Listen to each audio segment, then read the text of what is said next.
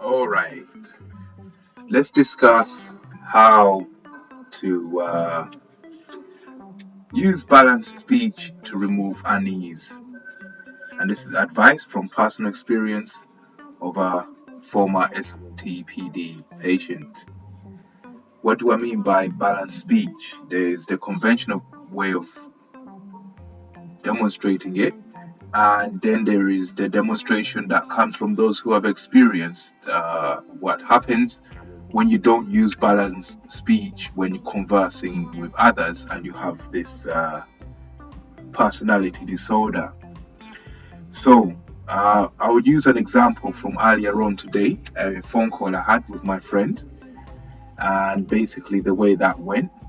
So the situation that's relevant is to discuss what happened at the closing conversation of that conversation that I had with my friend.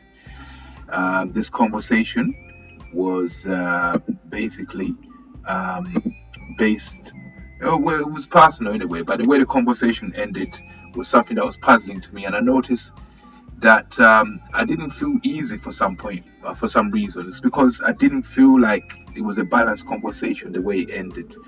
So the way my friend ended the conversation was to say, "Call you later." Yeah, and in fact there was a question mark there. So he kind of made it sound like it was a question that he was asking me, and I'm like, how do I answer that question when the concept of trade, give and take, and the concept of eye for an eye, which runs the fundamentals of the system of nowadays. So things have to be balanced for there to be fairness. So when somebody gives you something, you give him something back. When somebody asks you something, you ask him something back. But most people, when somebody asks them something, they answer back, and that can never be balanced. So I was like, huh? I'm thinking to myself in my head, call you later, what do you mean? Like, starting to think about spooky things. So then I'm thinking, no, it's a friend, so let me try and balance it. Then I'm asking myself, how do I balance this? So then I thought of an equation that could balance it. So somebody asks you a question that is Q, and you give him an answer, but Q can never equal A. Q can equal Q, or A can equal A, but Q can never equal A. And that is not balancing. So how do you balance it? Yeah. Best way to balance that, well, if you look at Q divided into A, you can never say that equals 1. You could say that is true, but in real life, it's not. A question is never equal to an answer. A question is not the same thing as an answer, so that can't be true. So Q over A can never equal 1 in the literal sense of the word. Even if you say it does. Mathematics is subjective and that. I could tell you that 3 means 5. And based on that assumption, can you solve the next one?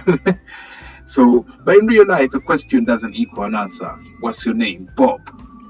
Bob does not equal what's your name. So Q over A can never equal 1. How do you make something balanced? By making it equal to 1.